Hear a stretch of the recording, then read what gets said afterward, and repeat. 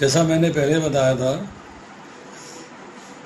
आज है भगवद गीता अध्याय संख्या 15 श्लोक 3, 4 और 5 पर हम उसके साथ साथ पहला और दूसरा श्लोक रिवाइज करेंगे क्विकली, क्योंकि उसी का कनेक्शन है आगे, इसलिए उसको समझना ज़रूरी है। तो 15वें अध्याय के पहले श्लोक का अनुवाद पढ़ता हूँ। श्री भगवान ने कहा जाता है कि एक शाश्वत अश्वत्थ बरगद वृक्ष है जिसकी जड़ें तो ऊपर की ओर है और शाखाएं नीचे की ओर और पत्तियां वैदिक स्तोत्र हैं।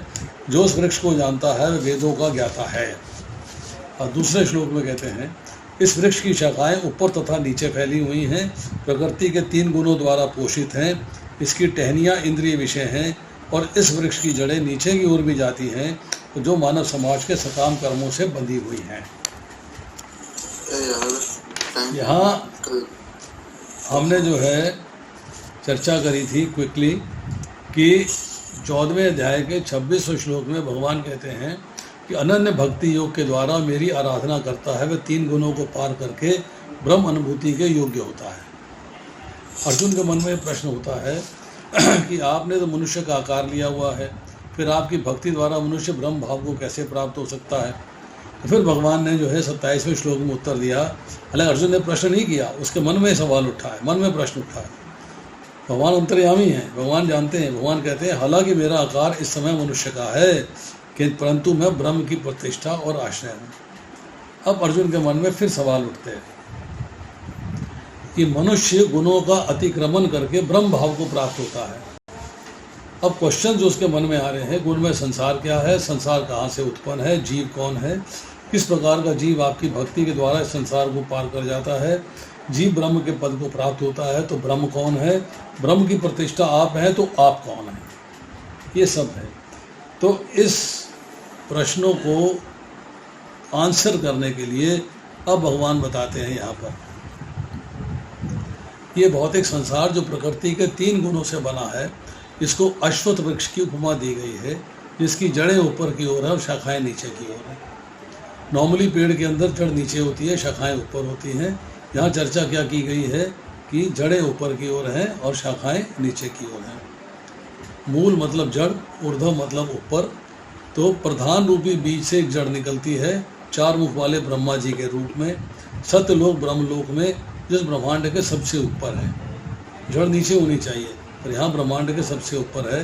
ब्रह्मा जी का शरीर जो है मह तत्व से बना। दूसरा पॉइंट, वृक्ष की शाखाएं चारों तरफ नीचे की ओर फैली हुई हैं। स्वर्ग, भू, भो, लोकों आदि में देवता, गंधर्व, किन्नर, असुर, यक्ष, राक्षस, मनुष्य, पशु, कीट, पतंग, पक्षी, पतंगे, मछली एवं वृक्ष के रूप में।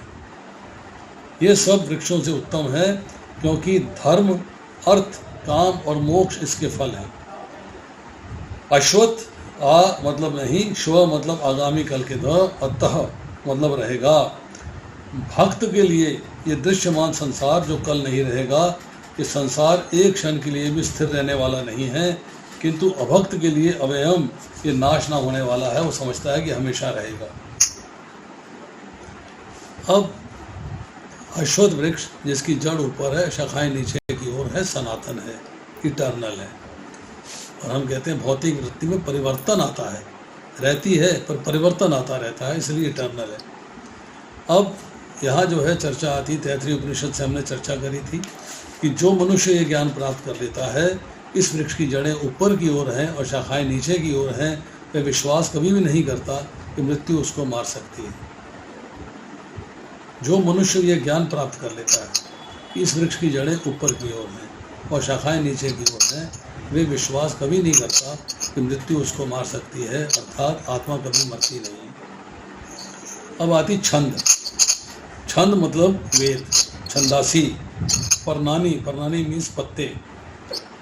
वेद जो है आपको सकाम अर्थात काम्य कर्मों के बारे में बताते हैं। इस वृक्ष के पत्ते हैं, क्योंकि इसके द्वारा जीव इस संसार के बंधन में आता है। यही संसार में रहने का कारण है, अर्थात इम्प्रेशंस है, अर्थात आपकी वासनाएं हैं, आपकी डिज़ायर्स हैं। जैसे पत्ते वृक्ष का पोषण करते हैं, वैसे ये मंत्र जो वेदों के अंदर लिखे हुए हैं, कर्मकांड विभाग से हैं, जीव को भौतिक संसार रूपी बंधन में डाल देते हैं। वृक्ष पत्तों से ही शोभा पाता है। जो संसार को इस प्रकार जानता है वेदों का ज्ञाता है। मीन्स जो ये जानता है कि संसार रूपी वृक्ष को कैसे काटा जा सकता है, वे वेदों का ज्ञाता है। अब आती है पत्तों की बात। वृक्ष की छाता से पत्ते वृक्ष की शाखा से उत्पन्न होते हैं और वृक्ष की रक्षा एवं वृद्धि करने वाले हैं। पत्तों से ही वृक्ष सुंदर एवं दृढ़ दिखता है। संसार में सकाम कर्मों से ही योनियां प्राप्त होती हैं। ये संसार वृक्ष का बढ़ना है।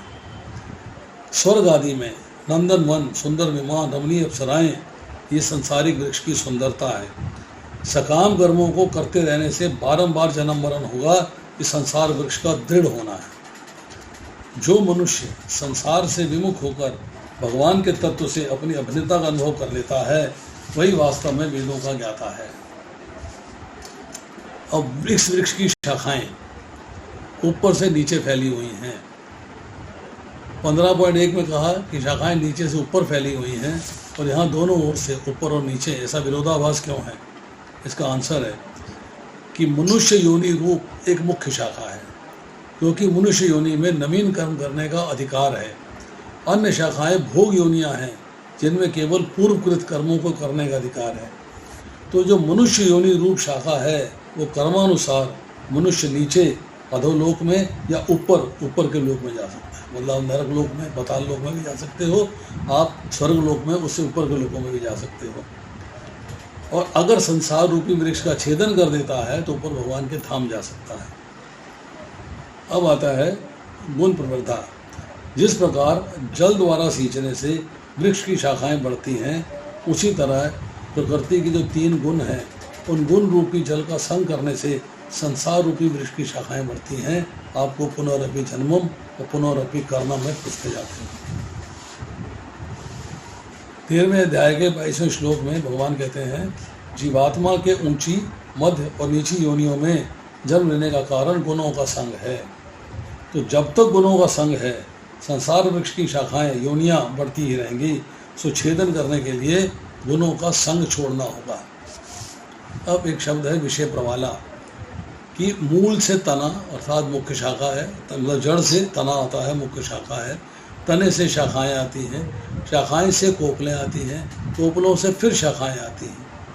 मतलब आप जो है जब विषय चिंतन करते हो तो आपके अंदर जो है अट्रैक्शन होता जाता है, विषय चिंतन होता है 3 गुणों से। तो जिस प्रकार गुण रूपी जल से संसार वृक्ष की शाखाएं बढ़ती हैं, उसी प्रकार गुण रूपी जल से विषय रूपी कोपले भी बढ़ती हैं। विषय बढ़ते जाते हैं, अट्रैक्शन होती जाती है। कोपलों की तरह विषय भी देखने में सुंदर प्रतीत होते हैं और मनुष्य उसमें आकर्षित हो जाता है। कोपलों को नष्ट करने में अधिक परिश्रम नहीं करना पड़ता। ऐसे ही साधक विषयों को त्यागने में ज़्यादा मेहनत नहीं करनी पड़ती। विषयों को कोपल कहने का अर्थ क्या है कि वे इंद्रियों के निकटस्थ संसर्ग में रहती हैं, जैसी कोपल तने के निकट संग में रहती है। बड़ के वृक्ष से अर्थात पीपल से भी जड़ें ऊपर से नीचे की ओर भी आती हैं। इनको सेकेंडरी रूट्स कहते हैं। ये सहायक जड़ें हैं, इम्प्रेशंस, प्रभाव, छाप, वासनाएं हैं। राग और द्वेष जो विषय भोग से प्रकट होती हैं, यही वासनाएं, इम्प्रेशंस कारण है मनुष्य के धर्म से अधर्म का कार्य करने में। अब मुख्य जड़ ब्रह्मा जी हैं, और सहायक जड़ें जो कि कार्य एवं योनियों का कारण है, वासनाएं हैं, इम्प्रेशंस हैं। ये जड़ें कैसी हैं? ये वे जड़ें हैं जो भौतिक जगत में बंधन का कारण है। जीव जब स्वर्ग आदि के भोगों से निवृत्त होकर पृथ्वी पर आता है तो नए कर्मों के फलस्वरूप, जो कि वासनाओं द्वारा प्रयोजित किए जाते हैं, फिर से कर्मों के बंधन में बंध जाता है। ये सहायक शाखाएं जो कार्य का कारण है, सब जगह फैली हुई हैं। ब्रह्मलोक से नीचे तक अर्थात नीचे तक है अधर। ये वृक्ष निरंतर विस्तार की ओर प्राप्त हो रहा है। जहाँ जहाँ कर्मों का भोग समाप्त होने पर अंत में फिर कर्म में प्रवृत्त होने के लिए मनुष्य जन्म को प्राप्त होता है। भोगों के परिणाम पर दृष्टि रखने की योग्यता भी मनुष्य में नहीं है, और मनुष्य में ही है। चाहे तो उस पर दृष्टि रख सकता है, चाहे तो उनको इग्नोर कर सकता है। तो उसके परिणाम में, भोगों को भोगने के परिणाम में दृष्टि न रखकर भोग भोगने वाले मनुष्य को पशु कहना मानो पशु की भी निंदा करना है। कारण कारण है कि पशु फल को टमाटर प्याज आदि चबा के फेंक देता है। प्रभु जी ऑडियो ऑफ। संदीप प्रभु आपका ऑडियो ऑन है। ऑडियो ऑफ करो।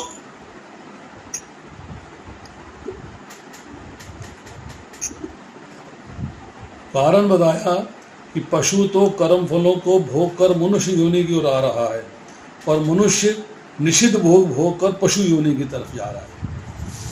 तो ये हमने जो है क्विकली किया है दो पहले और दूसरे श्लोक को समराइज। अब हम पढ़ते हैं श्लोक संख्या 3।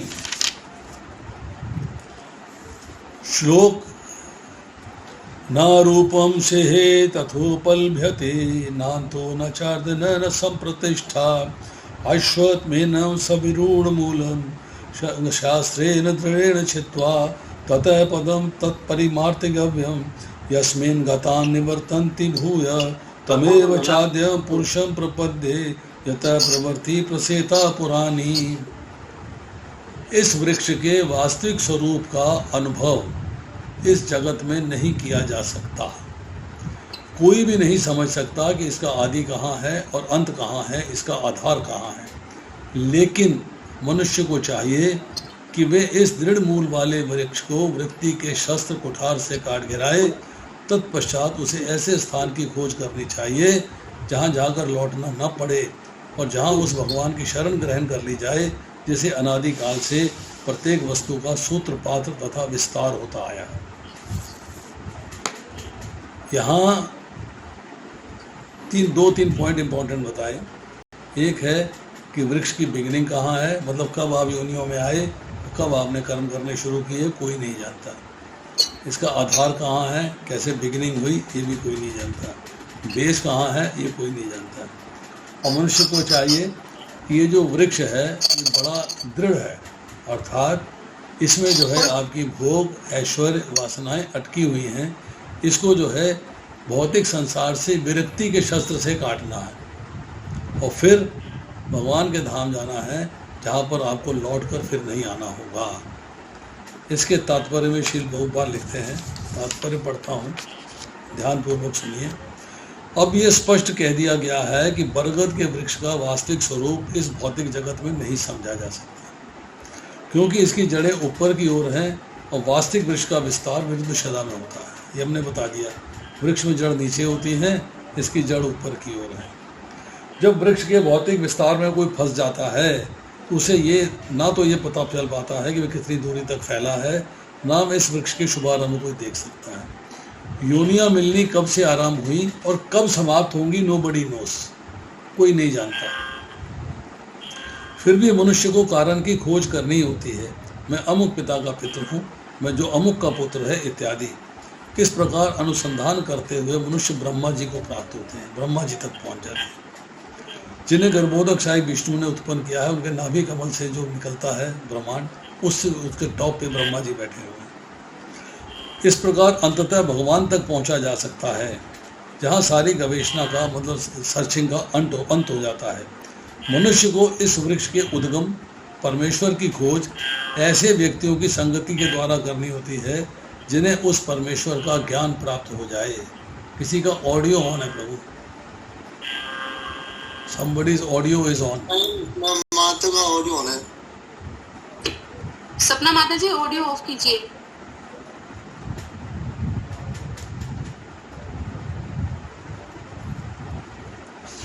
इस प्रकार ज्ञान से मनुष्य धीरे धीरे वास्तविकता के इस छद्म प्रतिबिंब से विलग हो जाता है और संबंध विच्छेद होने पर वास्तव में मूल वृक्ष में स्थित हो जाता है।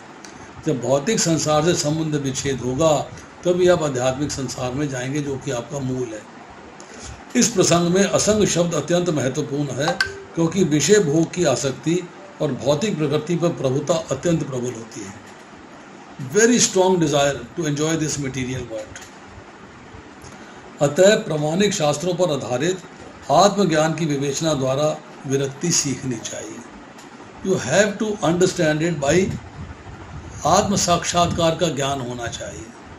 जब वो ज्ञान हो जाएगा तब आप जो है विरक्ति को सीख पाएंगे। ज्ञान की चर्चा हम कई बार कर चुके हैं कि आत्म साक्षात्कार क्या होता है। भक्तों की संगति में रहकर ऐसी विवेचना से भगवान की प्राप्ति होती है। तब सर्वप्रथम जो करनी है वह है भगवान की शरण ग्रहण करना। उस जहाँ पर उस स्थान पद का वर्णन किया गया है जहाँ जाकर मनुष्य इस छद्म प्रतिबिंबित वृक्ष में कभी वापस नहीं लौटता। भगवान कृष्ण वह आदि मूल हैं जहाँ से प्रत्येक वस्तु निकली है। उस भगवान का अनुग्रह प्राप्त करने के लिए केवल उनकी शरण ग्रहण करनी चाहिए जो श्रवण कीर्तन आदि द्वारा भक्ति करने के फलस्वरूप प्राप्त होती है। वे ही भौतिक जगत के विस्तार के कारण हैं। इसकी व्याख्या पहले ही स्वयं भगवान ने की है। अहम सर्वस्व प्रभुः, मैं प्रत्येक वस्तु का उद्गम हूँ। अतः इस भौतिक जीवन रूपी प्रबल बरगद के वृक्ष के बंधन से छूटने के लिए कृष्ण की शरण ग्रहण करनी चाहिए। कृष्ण की शरण ग्रहण करते ही मनुष्य स्वतः इस भौतिक विस्तार से विलग हो जाता है। अब देखिए, इसको समराइज करते हैं। इस लोक में इस वृक्ष का स्वरूप जैसा कि बताया गया है अनुभव नहीं किया जा सकता। यह अस्य रूप तथा न उपलब्धते। यह मीन्स इस मनुष्य लोक में अर्थात इस संसार में, अस्य मीन्स इस वृक्ष का, रूप मीन्स स्वरूप, तथा मीन्स जैसा कि बताया गया है निश्चय रूप से, न उपलब्धते मीन्स आप अनुभव नहीं कर सकते। रीज़न, भिन्न भिन्न ओपिनियंस हैं, भिन्न भिन्न मत हैं। एक कहता है संसार मिथ्या है, संसार सत्य है, संसार शाश्वत है। 3 ओपिनियन मिल गए। संसार मिथ्या है पहला ओपिनियन, संसार सत्य है दूसरा ओपिनियन, और संसार शाश्वत है तीसरा ओपिनियन। न च अंतः, सीमा न होने पर इसका अंत नहीं है। न च आदि, अनादि होने से भी इसका आदि नहीं है। न च संप्रतिष्ठा, इसका आश्रय आधार क्या है कोई नहीं जानता, क्योंकि तत्व ज्ञान का अभाव है। इसकी वजह से आप जान नहीं सकते। अब इन सब को कंसिडर करते हुए फाइनल ओपिनियन क्या है? फाइनल ओपिनियन क्या है इस श्लोक का? ये जो भी संसार है ये जीव मात्र के दुख का कारण है, ये आपके दुख का कारण है। नाउ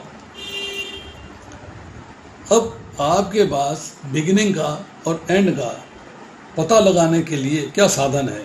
इंद्रियां हैं, मन है, बुद्धि है, ये सब संसार के अंश हैं।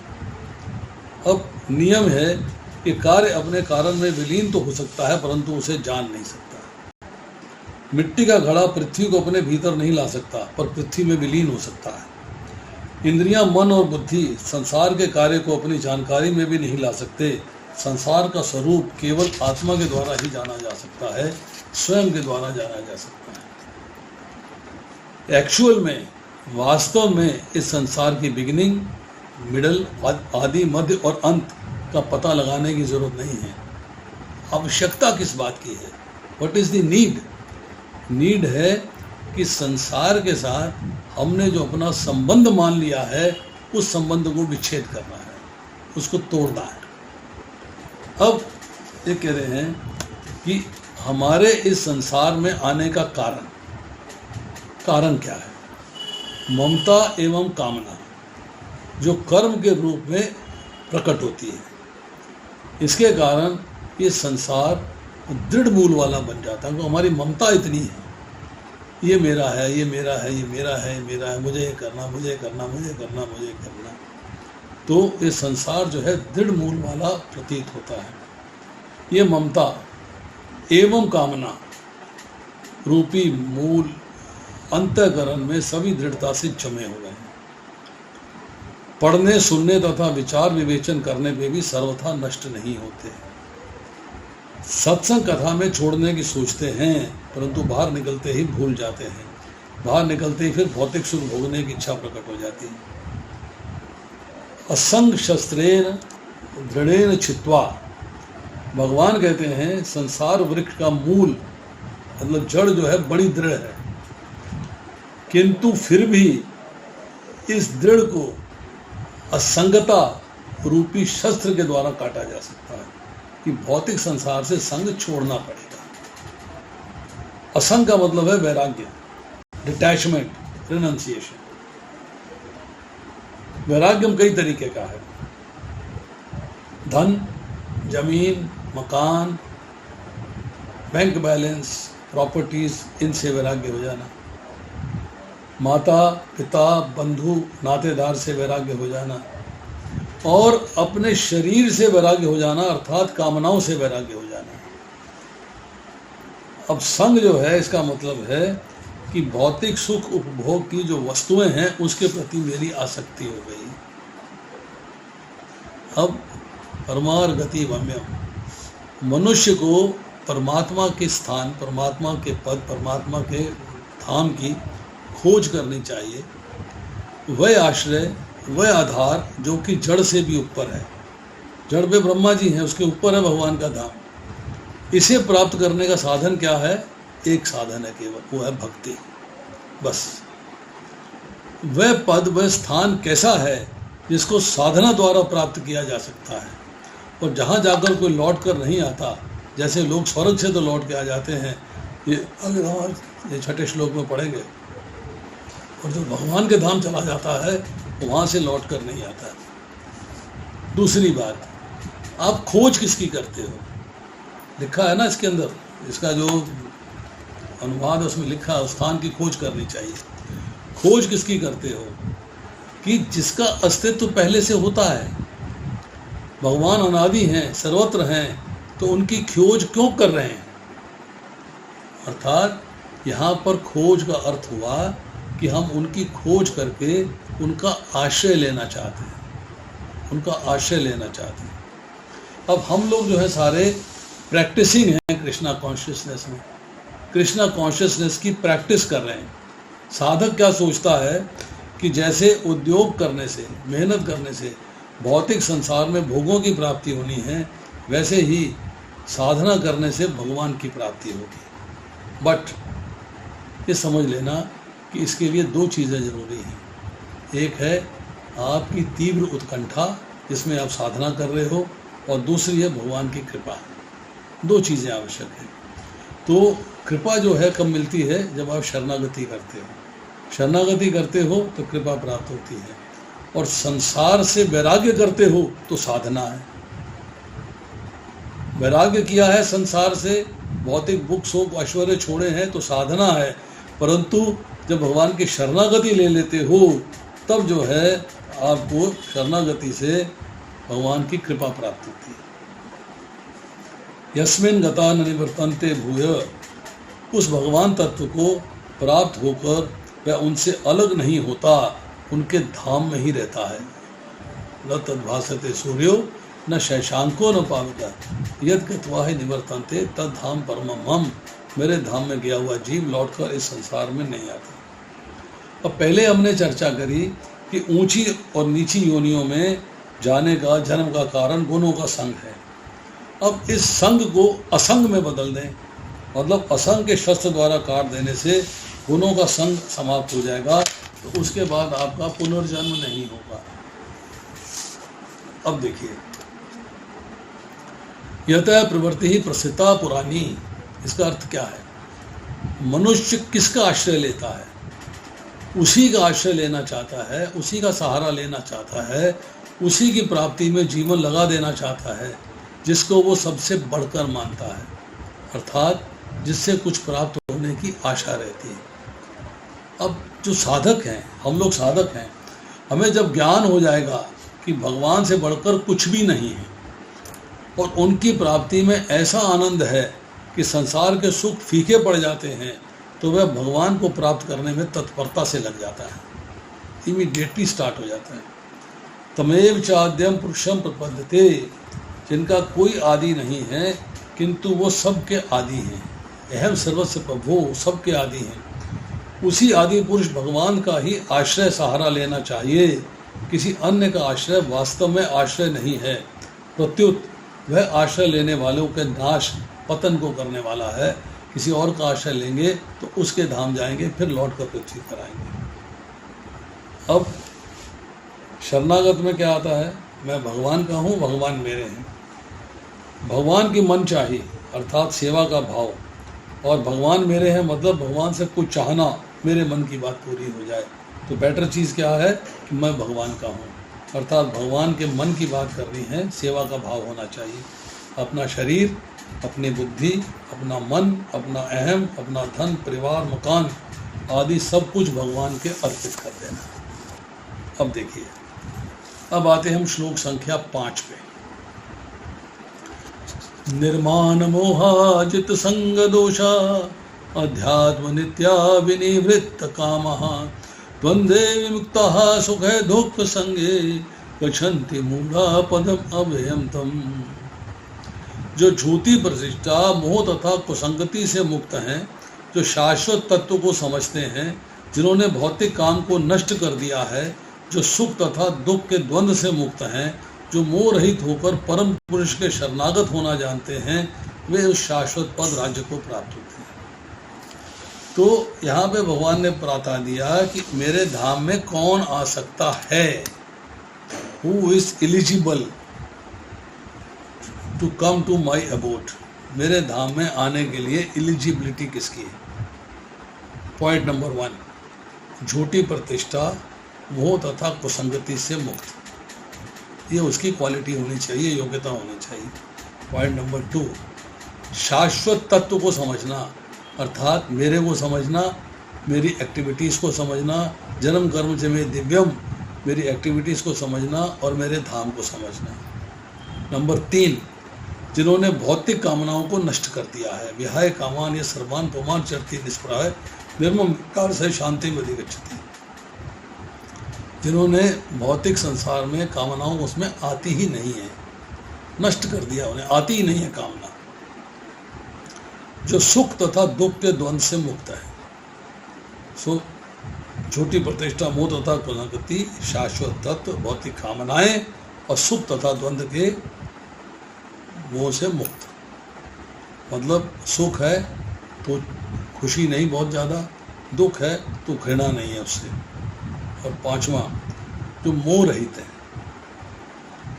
जिनको कोई कंफ्यूजन नहीं है, इल्यूजन नहीं है, भ्रम नहीं है।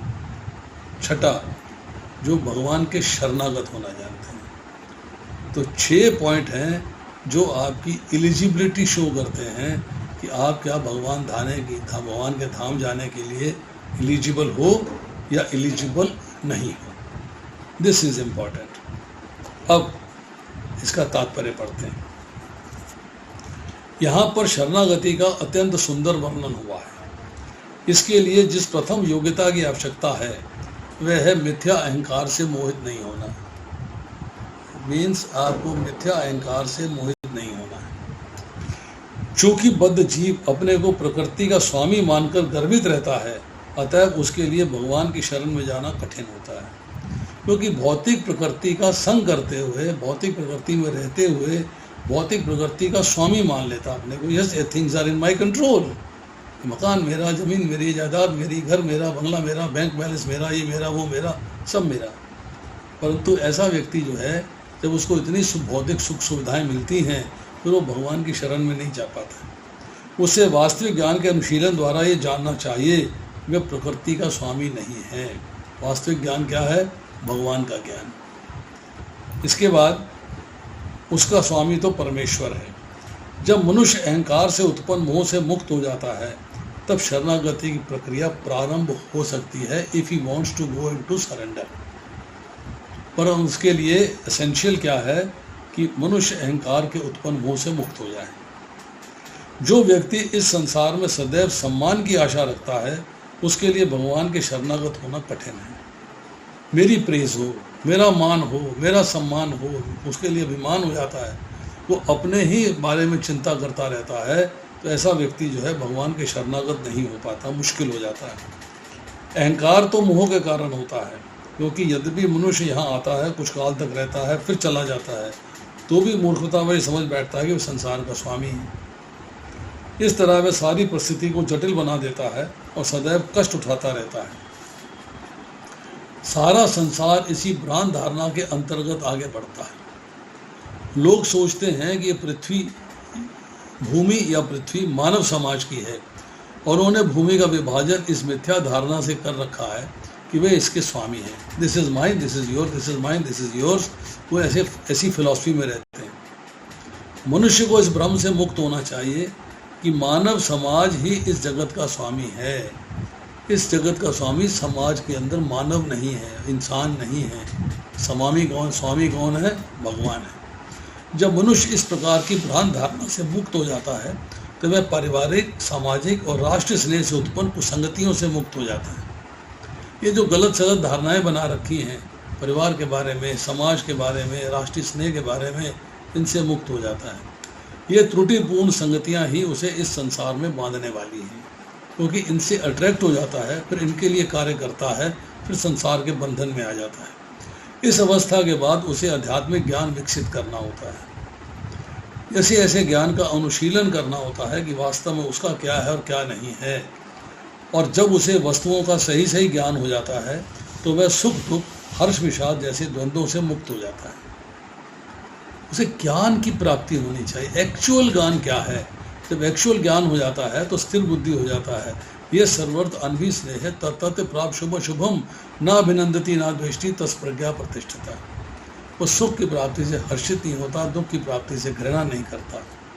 नाउ जब वह ज्ञान से परिपूर्ण हो जाता है तब भगवान का शरणागत बन पाना संभव हो जाता है। शरणागति के लिए आपको अहंकार त्यागना होगा। नाउ अब हम इसको थोड़ा सा समराइज करते हैं कि साधना भक्ति करते हुए भक्त में कैसे गुण होने चाहिए। ये हमने अभी 6 गुणों की चर्चा करी, इसी को रिपीट कर रहे हैं कि वह परम पद के लक्ष्य को प्राप्त कर सके, अर्थात भगवान के धाम को प्राप्त कर सके। कैसी शरणागति के द्वारा शरणागति होनी चाहिए। कैसी शरणागति? नंबर 1, विदाउट प्राइड, निर्माण मोहा।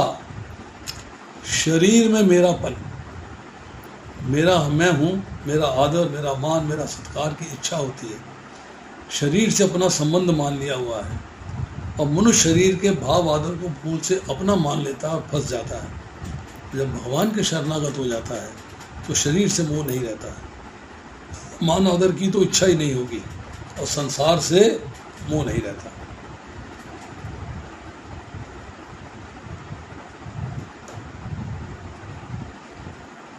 जित संग दोषा,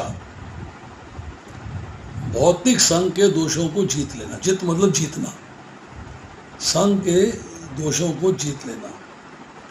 अगर भगवान में आकर्षण होता है तो प्रेम है, संसार में आकर्षण होता है तो आसक्ति है। जैसे हम एक एग्जांपल देता हूँ।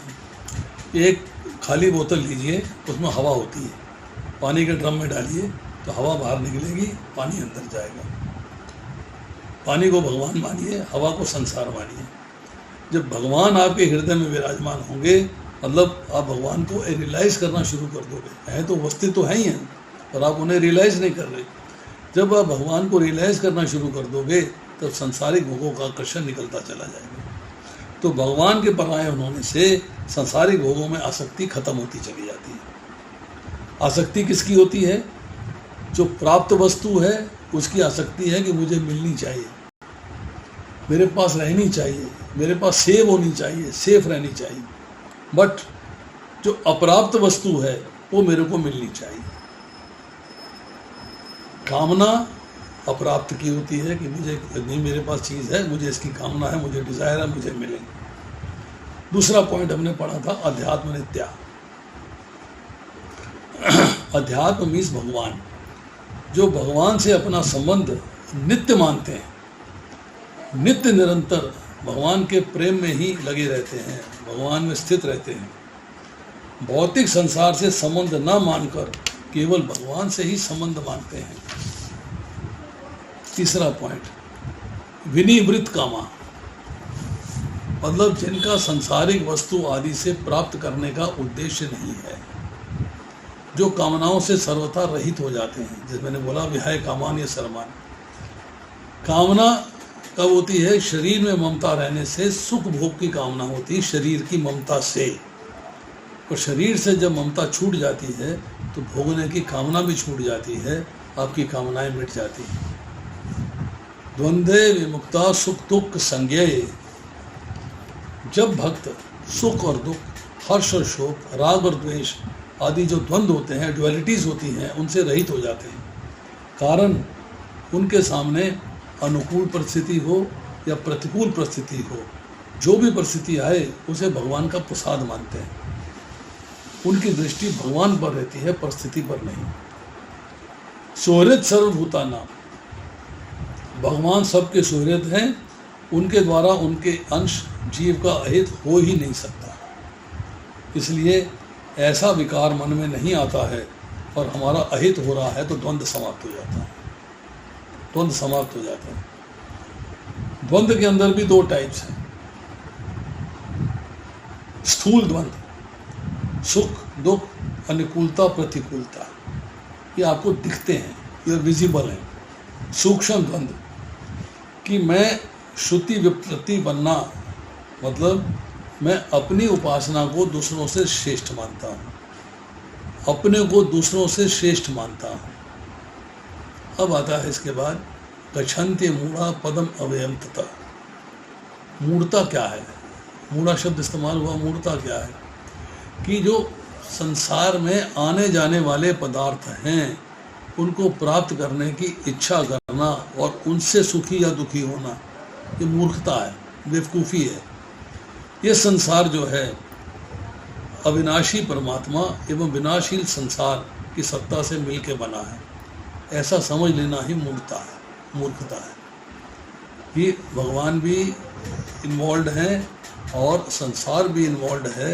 ये संसार ऐसा नहीं है, भगवान की एक्सटर्नल एनर्जी है, भगवान की बहिरंगा शक्ति है, भगवान ने संसार की रचना करी है। मूढ़ पुरुष को, अर्थात जो मूर्ख पुरुष है, उसको संसार है ये स्पष्ट दिखाई देता है, भगवान नहीं दिखाई देते। और जो अमूढ़ है, जो मूर्ख नहीं है, उसको भगवान है ये स्पष्ट दिखाई देता है, संसार उसको दिखता है ठीक है पर मेरे मतलब का नहीं है, मेरे काम का नहीं है, it is of no use to me. अव्ययम पदम, भगवान का जो पद है, जो भगवान का घर है, जो भगवान का स्थान है, जो ऊंची स्थिति के भक्त मान मोह ममता आदि दोषों से रहित हो जाते हैं, वे उस अविनाशी पद को अवश्य प्राप्त होते हैं, जिसको प्राप्त कर लेने से मनुष्य लौटकर इस नाशवान संसार में नहीं आता। यही बात अगले 15वें अध्याय के 6ठे श्लोक में कही गई है। तो आज हम जो है ये नहीं करेंगे। 6ठा 7वां 2 श्लोक इम्पॉर्टेंट हैं, ये हम करेंगे अगली बार, नेक्स्ट टाइम। अभी हम यही समाप्त करते हैं। अगर किसी का कोई प्रश्न है तो is most welcome to ask. Dilip Mishra का हाथ खड़ा है, फरीदाबाद से है ये बताएं इनका प्रश्न क्या है।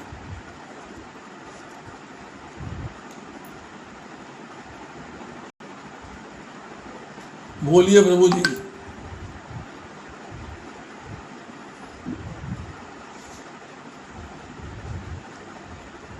चलिए, आपका ऑडियो ऑन नहीं हो रहा है। प्रदीप गोयल प्रभु, आप बताइए। हरे कृष्ण प्रभु जी। प्रभु जी, वास्तविक वृक्ष का विस्तार विरुद्ध दिशा में होता है। तो प्रभु जी, हमने तो अभी चर्चा करी कि ये तो प्रतिबिंबित वृक्ष की करी थी, तो इस भौतिक संसार में छाया है, प्रतिबिंब है। जो वास्तविक वृक्ष है वो तो ब्रह्मलोक से ऊपर हुआ, जो ब्रह्मलोक से भगवान के धाम की तरफ जाता है, उसी की बात कर रहे हैं ना वास्तविक वृक्ष। नहीं, समस्या क्या है? वास्तविक वृक्ष, ये वास्तविक वृक्ष किसको कहा है? मतलब ये फिजिकल जो वृक्ष, हम इसी वृक्ष को वास्तविक कह रहे हैं जिसकी हम चर्चा कर रहे हैं, या वास्तविक दूसरे वृक्ष है जो जिसका रेप्लिका है? वास्तविक वृक्ष क्या है? शब्द क्या है वो पढ़ के सुनाइए। ये शब्द है, क्योंकि इसकी जड़ें ऊपर की ओर हैं, अतः वास्तविक वृक्ष का विस्तार विरुद्ध दिशा में होता है। कौन सा पैराग्राफ का कौन सी लाइन है? ये पूरी श्लोक 3-4 का दूसरी लाइन है। पहला फर्स्ट पैराग्राफ का दूसरी लाइन। क्योंकि इसकी जड़ें ऊपर की ओर है, अतः वास्तविक वृक्ष का विस्तार विरुद्ध दिशा में होता है। पहली लाइन क्या है?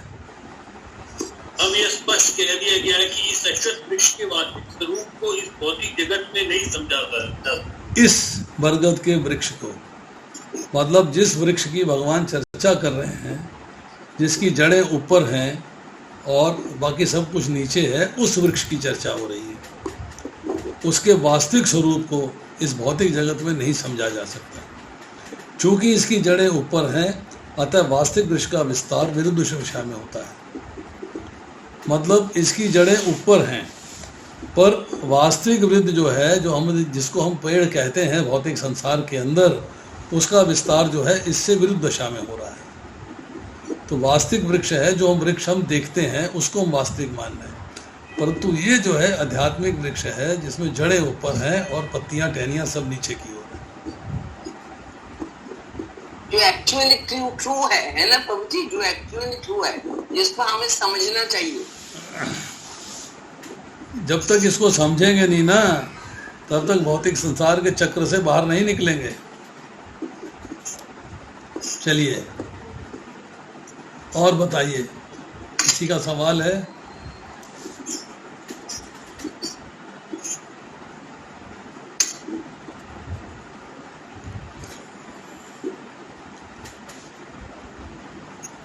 इस लाइन का प्रभु जी अर्थ ये निकलता है, दो मीनिंग है। एक है कि अगर हम जो है भौतिक संसार के वृक्ष को वास्तविक मान लें तो इसके विरुद्ध है, ठीक है। और अगर हम ये माने कि ये वास्तविक है तो जो भौतिक संसार का वृक्ष है उसके विरुद्ध है। तो इसलिए शब्दों के जाल में मत फंसिए, अंडरस्टैंड करिए कि जिस वृक्ष की चर्चा हो रही है इसकी जड़ ऊपर है और पत्तियां टहनियां सब नीचे की ओर है, बस।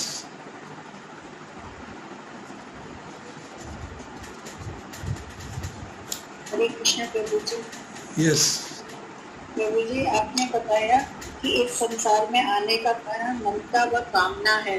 प्रभु जी, ये ममता और कामना पिछले जन्मों से ही रिलेटेड होती है या इस संसार में आने के बाद की बात कर रहे हैं? ममता कामना, माता जी कमाल की बात करती हो, आपने अपने प्रश्न का खुद ही उत्तर दे दिया। इस संसार में आने का कारण ममता कामना संसार में क्यों आए? आने के बाद ही हुई ना। तो आने के बाद तो क्यों पहले आए ना, कि पहले आए कि पहले ममता कामना हो गई? नहीं, वही कंफ्यूजन था थोड़ा सा। नहीं, कंफ्यूजन बताओ ना, मुझे समझ में नहीं आया कंफ्यूजन क्यों है। नहीं, ये ममता और कामना क्या पिछले जन्म के हमारे जो रिलेशन होते हैं उनसे आती है? या माता जी मुझे ये बताओ कि अगर आप इस जन्म में आए हो और हम ये सेंटेंस यूज कर रहे हैं कि ममता और कामना की वजह से जन्म मिल रहा है, तो ये इस जन्म की ममता कामना से ये जन्म मिला है कि पिछले जन्म की ममता कामना से ये जन्म मिला है? फिर सुनिएगा, इस जन्म की ममता और कामना से ये जन्म मिला है। ये जन्म तो मिला हुआ है पहले से, ममता कामना आप कर रही हो। इसका मतलब है जो जन्म मिला है, यही समझ गई थी मैं, पर थोड़ा सा ये बस माइंड में था कि पिछली ममता और कामना से मिला है। हाँ, इस जन्म में जो ममता और कामना होगी वो अगला जन्म दिलवाएगी।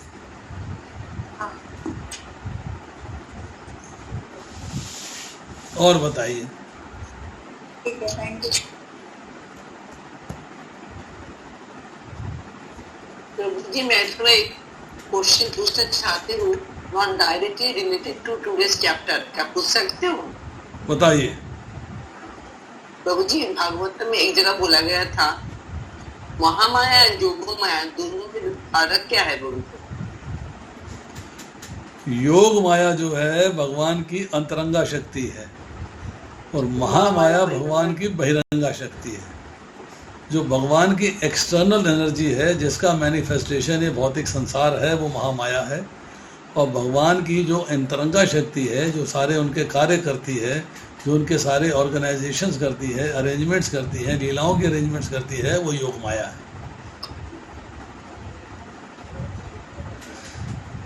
माँ दुर्गा इज योग माया, राइट?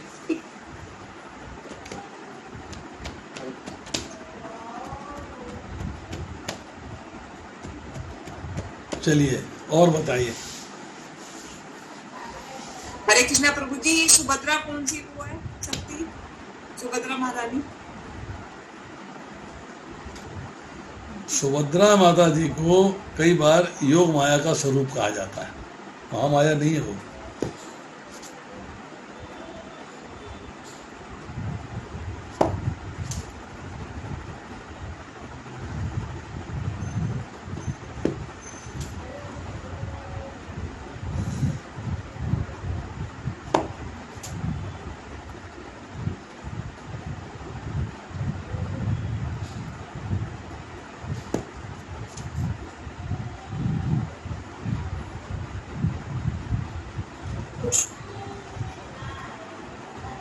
यस, दिलीप मिश्रा।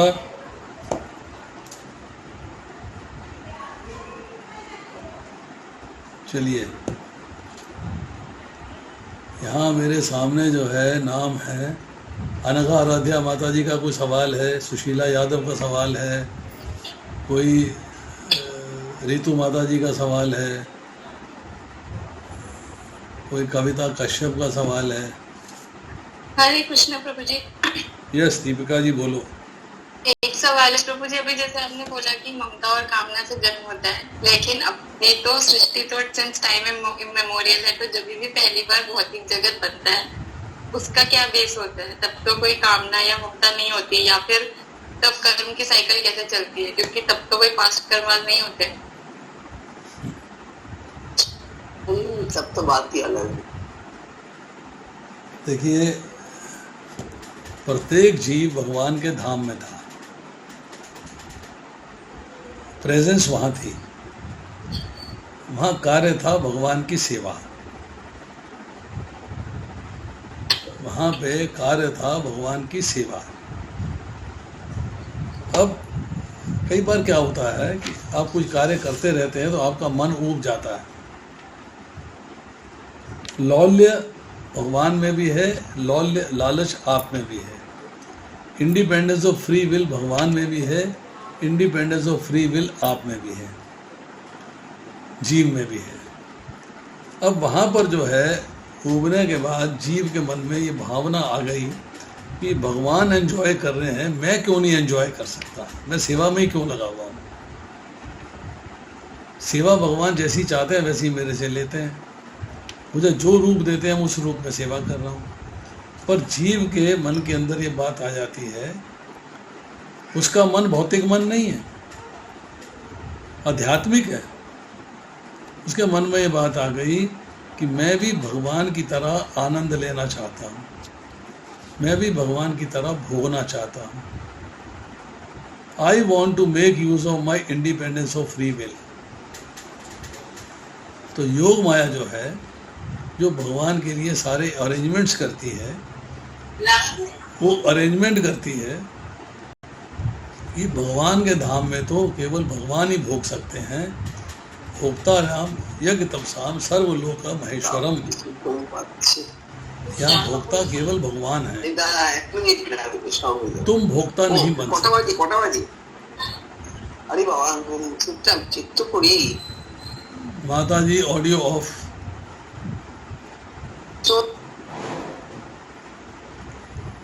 अब अगर तुम जो है भोक्ता बनना चाहते हो, you want to enjoy as you like, independence of free will को यूज करना चाहते हो, so then we have a option for you that you go to this material world. उस भौतिक संसार की रचना भगवान ने करी है, इसलिए करी है उन जीवों के लिए जो भोक्ता बन के संसार को भोगना चाहते हैं, जो अपनी इंडिपेंडेंस ऑफ फ्री विल का यूज करना चाहते हैं, those who want to enjoy.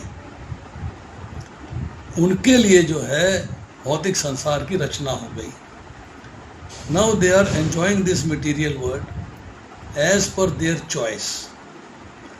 तो अब भौतिक संसार में जब आए हैं, भौतिक संसार में आने के बाद अभी उनके कर्म आरंभ होने हैं। कोई कर्म तो किया नहीं पहले तो एक कंपटीशन किया भगवान से, तो भौतिक संसार में आ गए।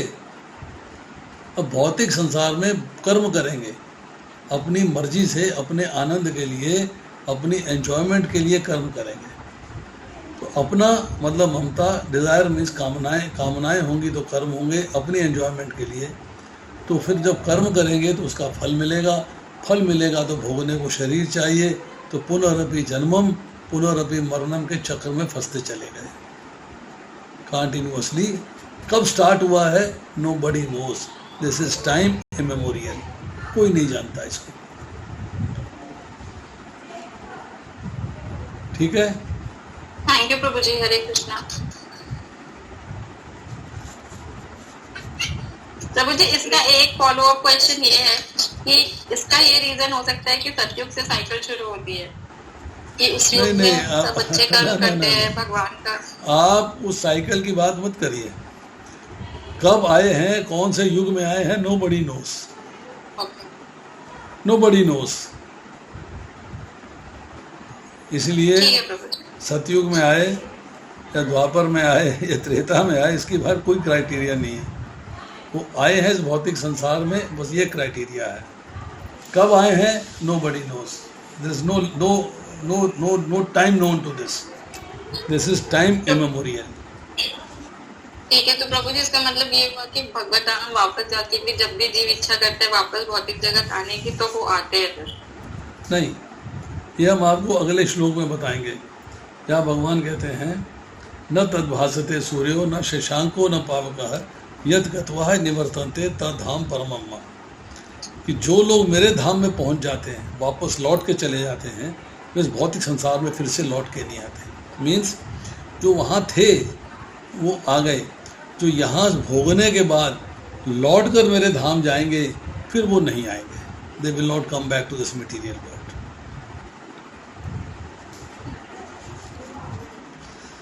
ठीक है प्रभु जी, थैंक यू। हरे कृष्ण। हरे कृष्ण प्रभु जी। हाँ जी प्रभु जी, बताएं। आपने अभी बोला था कि ब्रह्मा जी महत्त्व हैं, तो प्रभु जी बाकी जीव भी तो महत्त्व से प्रकट हुए हैं, महत्त्व से उत्पन्न हुए हैं।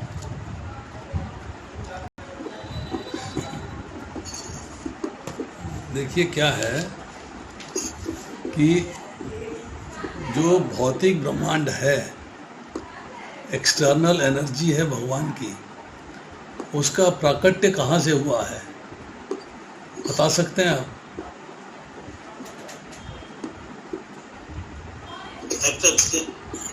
भौतिक संसार का प्राकट्य कहाँ से हुआ है?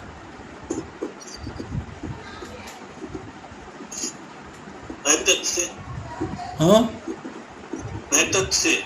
तो फिर महत्त्व की बात तो आ गई, आपने आंसर दे दिया कि ब्रह्मा जी का लोक जो है वो भी महत्त्व से प्रकट हुआ है।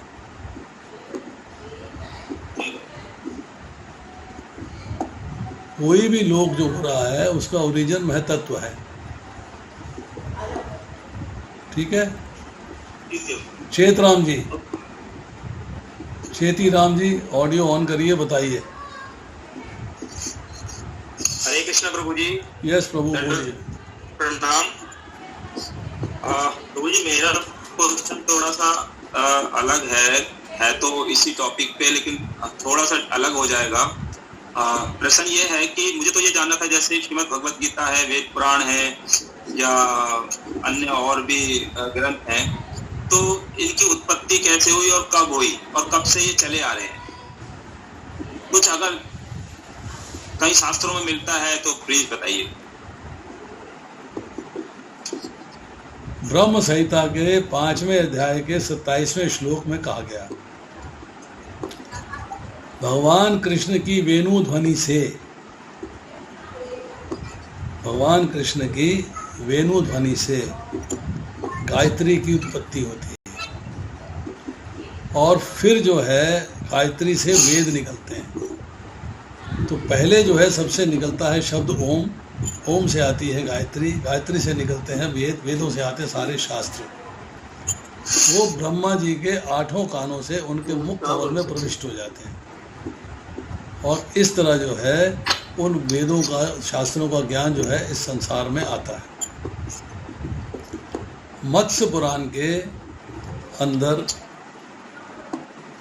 Chapter number 59, chapter number 53, sorry 59 नहीं 53, श्लोक संख्या 91 से लेके 110 तक पुराणों के, वेदों के, उपनिषदों के रचना की चर्चा की गई है। मत्स्य पुराण कहते हैं, उसमें जो है मत्स्य भगवान कह रहे हैं कि मैं प्रत्येक द्वापर युग में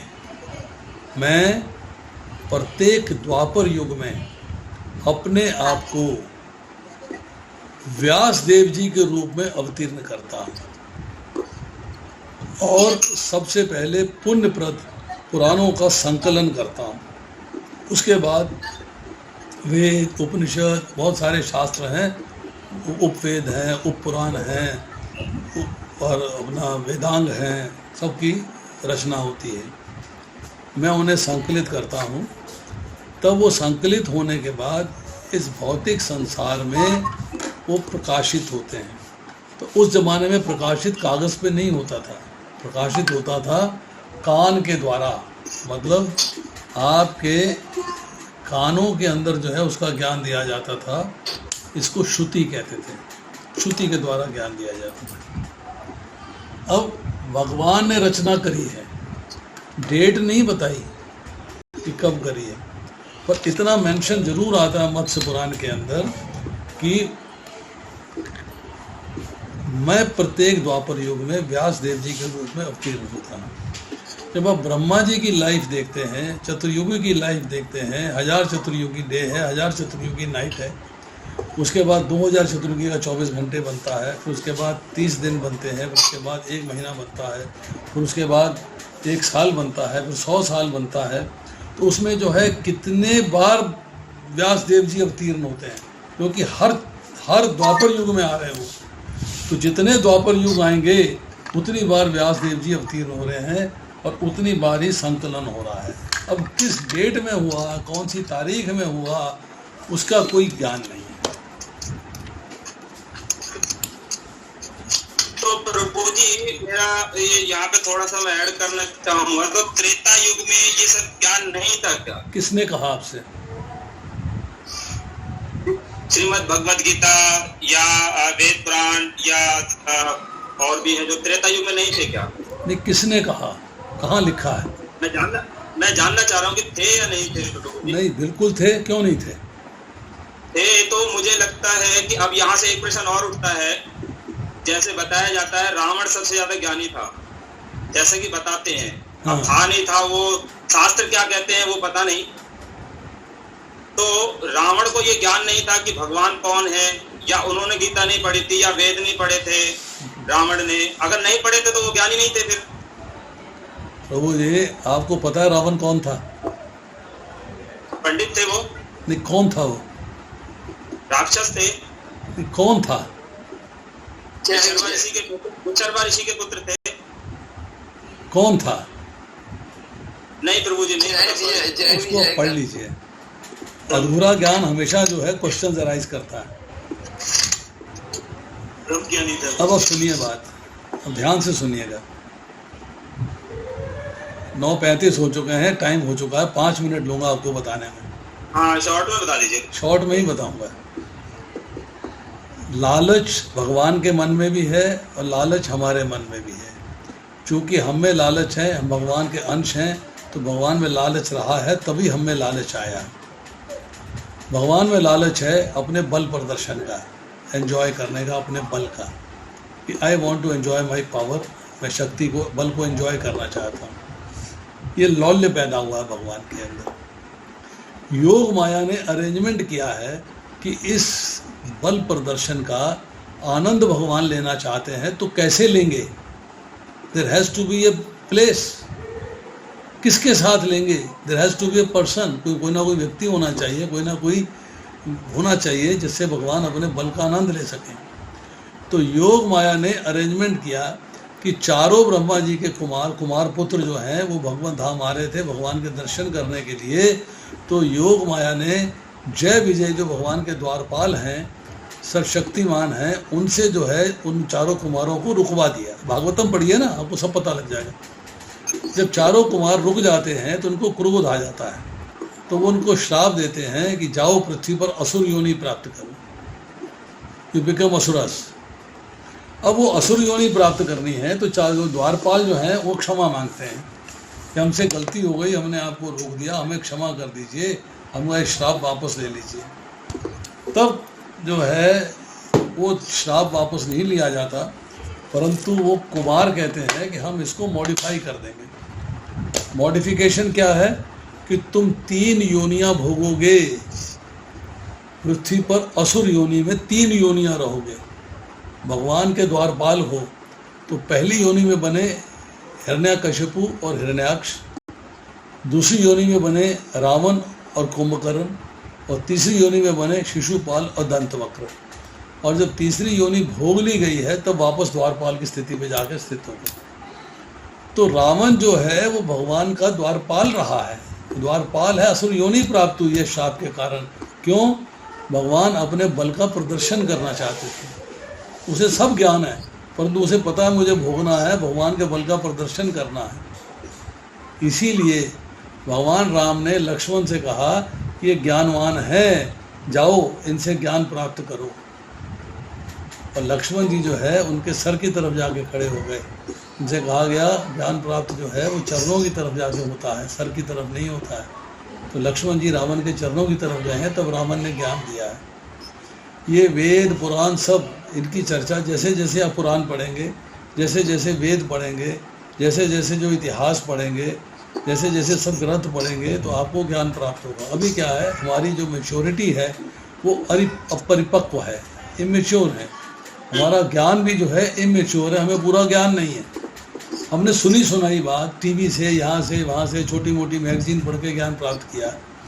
जब आप एक्चुअल में ज्ञान प्राप्त करोगे, जब वो कहते हैं, भगवत गीता में कहा गया ये लुप्त प्राय है, ज्ञान है परंतु मानव समाज के लिए लुप्त है। भगवान उस ज्ञान को मानव समाज के लिए द्वारा दे रहे हैं, हम लोगों के लिए दे रहे हैं।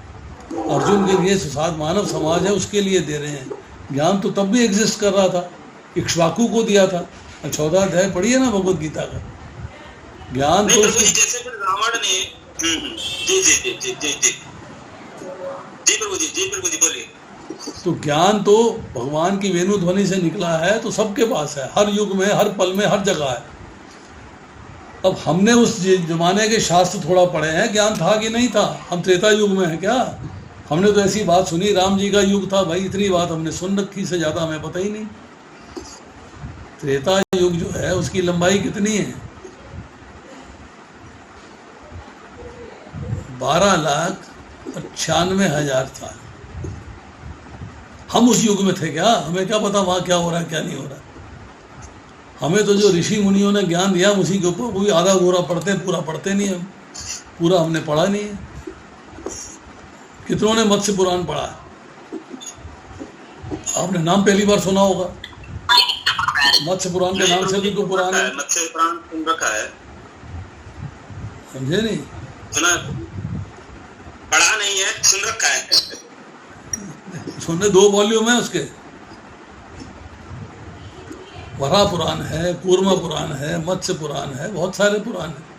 तो आप जब पुराण पढ़ते हो तो ज्ञान 12 या 13 पुराण करके कुछ हैं। 18 पुराण है प्रभु, ये तो बताओ, आपने पढ़े नहीं, आपको गिनती नहीं मालूम। अभी हमारा, सुनिए, मान लीजिए मेरी बात कि हमारा ज्ञान है अधूरा, और हमारा ज्ञान जो है, ज्ञान अधूरा है, ये बिल्कुल तय है, बिल्कुल सत्य है, इसमें कोई दोहराई नहीं है।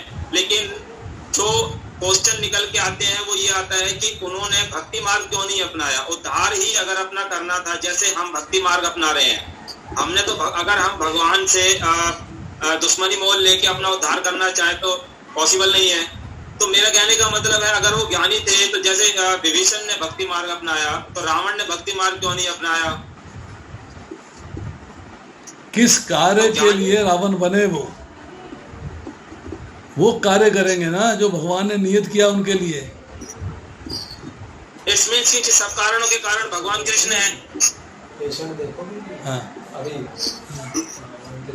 इस युग में भी जो है वेद पुराण पढ़ने वाले आप जो है ना, जब तक पढ़ेंगे नहीं ना, समझेंगे नहीं, तब तक समझ में नहीं आएगी। देवताओं की योनि के अंदर भगवान ने जो कार्य उनके लिए नियत किए हैं वही कार्य वो करते हैं। वहाँ पे कर्म करके कर्म का फल प्राप्त करने की सुविधा नहीं है। वहाँ पे कर्म करके कर्म को उसका फल बैठ जाइए, वहाँ पे कर्म करके कर्म का फल प्राप्त करने की सुविधा नहीं है। ये देव योनि है, भोग योनि है। वो भगवान ने उनके लिए कर्म फल के अनुसार कर्म नियत किए हुए हैं, वही कर्म करने हैं उनको।